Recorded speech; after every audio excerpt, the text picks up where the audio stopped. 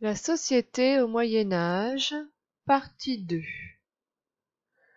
Je vous avais demandé d'imprimer cette feuille avant de commencer la vidéo. Si ce n'est pas fait, allez le faire. Alors, on va pas tout lire aujourd'hui évidemment. Cette feuille résume tout ce qu'il y a à savoir sur la société au Moyen Âge. On ne va pas tout faire aujourd'hui, ce serait beaucoup trop long. Nous allons commencer par mettre en fluo ce que vous savez déjà, ce que vous avez lu dans les textes que nous lisons déjà, que vous lisez depuis déjà plusieurs semaines. Donc, on va commencer par lire cette partie que je vais essayer de zoomer. Et nous allons mettre en fluo ce qui va être à apprendre. Un chevalier, à l'origine, c'est celui qui combat à cheval. Donc vous mettez en fluo un chevalier et celui qui combat à cheval. Un vilain, on l'a vu la semaine dernière avec les paysans, c'est un paysan libre. L'adjectif vilain, vilaine, vient de ce mot. Il signifie laid, méchant, méprisable, car les vilains étaient souvent méprisés. C'est de là que vient ce mot-là qu'on utilise encore aujourd'hui. Vous mettez en fluo, un vilain, c'est un paysan libre. Un serf ou serf, c'est un paysan attaché à une terre et qui dépend d'un seigneur. Ce mot vient du latin servus, qui signifie esclave. Donc le serf, c'est l'esclave du seigneur. Il n'est pas libre. Vous mettez en fluo un serf, c'est un paysan attaché à une terre et qui dépend d'un seigneur, c'est-à-dire qu'il n'est pas libre, il est esclave. Il ne peut pas partir s'il a envie du domaine du seigneur, il n'a pas le droit. Nous avons vu aussi des textes sur le clergé. Le clergé, vous mettrez le clergé en fluo. Les hommes d'église ou clercs prient, enseignent. Ils s'occupent des malades et des pauvres dans les hospices. Donc les hospices, ce sont les anciens hôpitaux. Les hôpitaux avant, on les appelait des hospices. C'est des endroits où on soignait comme on pouvait les gens parce que au Moyen-Âge, la médecine n'était pas très développée. On ne savait pas trop soigner les gens. On soignait les gens avec des plantes. Donc il y a un moment, les plantes, ça ne marche pas. Ça peut soigner beaucoup de choses, mais il y a un moment où il n'avait plus de solution. Vous mettez donc en fluo les hommes d'église, prient, enseignent, ils s'occupent des malades et des pauvres. Je continue. Les moines vivent en communauté à l'écart du monde dans des monastères.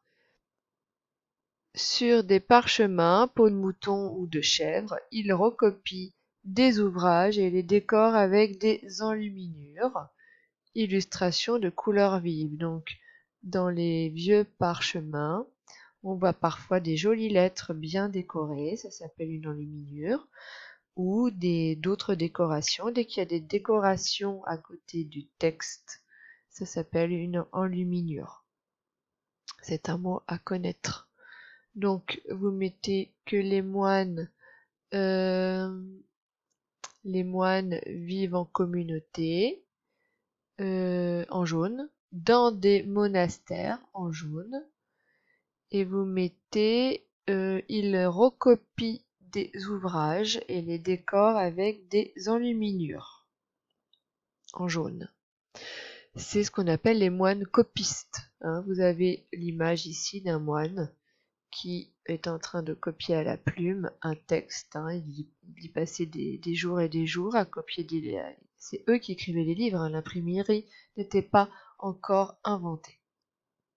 L'imprimerie sera fin Moyen-Âge. Elle sera inventée à la fin du Moyen-Âge. Voilà. On va commencer aussi à apprendre la moitié du château là, donc vous voyez un château fort. L'affaiblissement du pouvoir royal et les invasions normandes, donc les Vikings, ont créé un climat d'insécurité. Pour se protéger, les seigneurs construisent des châteaux forts sur des buttes appelées mottes féodales. Des buttes, c'est des collines de terre. Hein. À l'origine, c'était des fermes fortifiées en bois. Donc à l'origine, les premiers châteaux forts étaient en bois. Et au fur et à mesure qu'on est avancé dans le Moyen-Âge, ils ont été en pierre. Donc, un château fort est constitué en deux parties. Vous avez la basse cour qui est là, où le peuple peut rentrer. Vous voyez ici par le pont-levis. Le peuple peut rentrer, les chevaliers s'entraînent, il y a des animaux, enfin bref, il y a du monde. Et là, il y a la haute cour, et là, c'est plus le domaine du seigneur. Le seigneur vit dans le donjon, qui est ici. On verra dans une autre vidéo l'intérieur du donjon. Hein, il vit dans les étages. Tout en bas, ce sont les cuisiniers, les serviteurs qui sont en bas. Et plus on monte, plus c'est au seigneur. Il y a aussi là les soldats. Il y a un étage pour les soldats tout en haut, là en dessous. On verra dans une prochaine vidéo. Parce que là, vous voyez, le soldat il sort par ici et il tourne ici, là, il marche pour surveiller s'il n'y a pas des envahisseurs qui arrivent. Vous mettez en jaune donc haute cour, donjon, basse cour. Vous mettez aussi donc, il rentre là, donc il y a un petit pont en terre, et là il y a un pont en bois qui se lève, comme ça s'il y a des envahisseurs, ils ne peuvent pas rentrer. Il y a un gros trou là, plein d'eau, qui s'appelle une douve ou une fosse, un fossé qui est là. Donc vous mettez en jaune le pont-levis hein, qui se lève, et pour protéger encore plus, au cas où ils arrivent à passer le pont-levis, il y a une grande barrière en fer, en métal, qui s'appelle une herse, et là elle descend comme ça. Elle est remontée quand les gens peuvent rentrer, et ensuite elle descend, et le pont-levis puis vient par-dessus.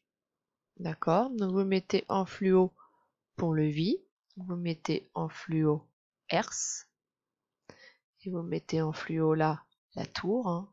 Donc il y a plusieurs tours, 1, 2, 3, 4, 5, 6, 7, 8. Et là c'est le donjon. Et vous mettez fossé ou douve en jaune. On va s'arrêter là pour aujourd'hui en ce qui concerne le château fort. Donc le château fort est là aussi pour protéger les paysans en cas d'attaque. Hein.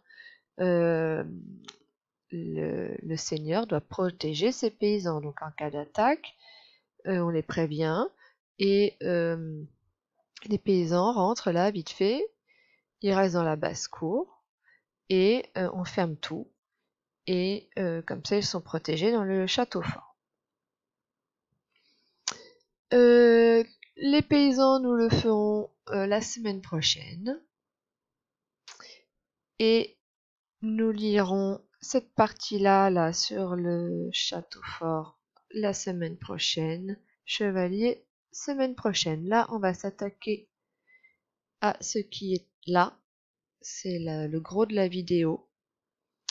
Et je vois qu'il me reste pas beaucoup de temps.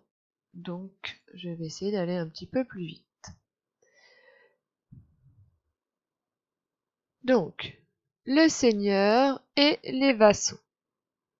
Le riche seigneur que vous voyez ici possède un domaine avec des terres. Pour les exploiter, il confie une partie de ces terres, qui s'appelle un fief, à d'autres seigneurs qui deviennent ses vassaux. Le vassal, donc le vassal il est ici, il lui jure fidélité. Il jure fidélité à son seigneur. Et le seigneur, on l'appelle le suzerain. En échange, le suzerain que vous voyez là, le grand seigneur, il doit protéger son vassal. D'accord? On va voir ce que c'est qu'un fief. Donc un fief, c'est une partie des terres. Là, vous avez un fief. Donc il y a le grand seigneur qui a évidemment beaucoup plus grand que ça, hein, qui a l'équivalent par exemple de la Seine-Maritime ou de tout le pays de Caux, enfin bref, et évidemment c'est trop pour lui à gérer. Il en donne un bout, là, il donne un fief. Donc ça vous voyez, c'est un fief, il y a le grand titre. Il en donne un bout à son vassal. Le vassal, il doit obéir évidemment au seigneur, alors le seigneur on l'appelle le suzerain. Le fief, on le verra plus dans une autre vidéo quand on fera aussi les paysans. Il y a la réserve qui est là, qui appartient que au seigneur. Et ce sont les paysans qui travaillent. Et là, les tenures, c'est là où les autres paysans peuvent cultiver. Je ne vais pas rentrer dans les détails de la... Alors on dit fief ou seigneurie, hein. Là, vous avez le château fort. Donc un fief, c'était pour vous montrer ce que c'était. On y reviendra dans les détails la semaine prochaine.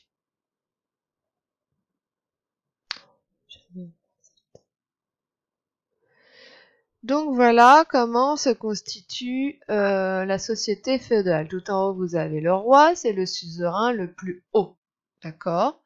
Ensuite, vous avez les grands seigneurs qui ont des grands territoires. Ce sont les suzerains. Ces seigneurs-là, ils promettent fidélité au roi. Donc, ils sont les vassals du roi. Et ce sont les suzerains des petits seigneurs à qui, donc, le grand seigneur, il donne un territoire qui s'appelle le fief. Et les petits seigneurs, ils surveillent le grand territoire des grands seigneurs. Donc, lui, là, le grand seigneur, il est le suzerain du petit seigneur, il doit protéger le petit seigneur, mais en même temps, il est le vassal du roi. C'est-à-dire que le roi doit protéger son grand seigneur. Suzerain, ça veut dire je dois protéger ceux qui sont plus faibles que moi. Et le vassal, il doit obéir au suzerain. D'accord?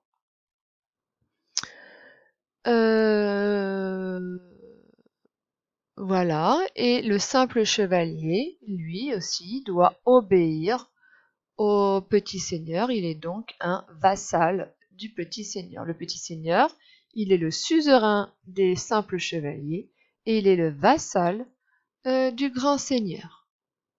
Attention, on dit un vassal des vassaux. Là, vous avez une autre façon de montrer exactement la même chose. Le roi tout en haut, les grands seigneurs qui donnent une partie de leur terre aux petits seigneurs. Et ensuite, vous avez les simples chevaliers. Donc lui, c'est le chef de tout le monde, c'est le suzerain. Lui, c'est le suzerain de lui, mais c'est le vassal de lui. Le petit seigneur, c'est le suzerain du chevalier, mais c'est le vassal du grand seigneur. Et le simple chevalier, il est uniquement le vassal du petit seigneur. Alors un chevalier qui est fort à la guerre peut avoir un petit bout de terre donné par son suzerain. C'est possible.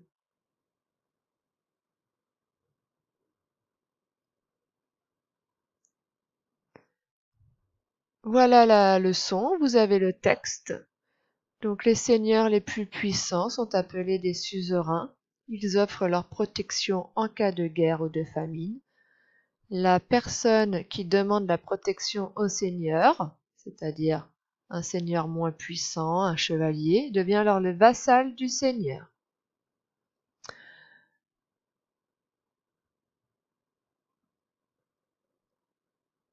À bientôt pour une nouvelle vidéo.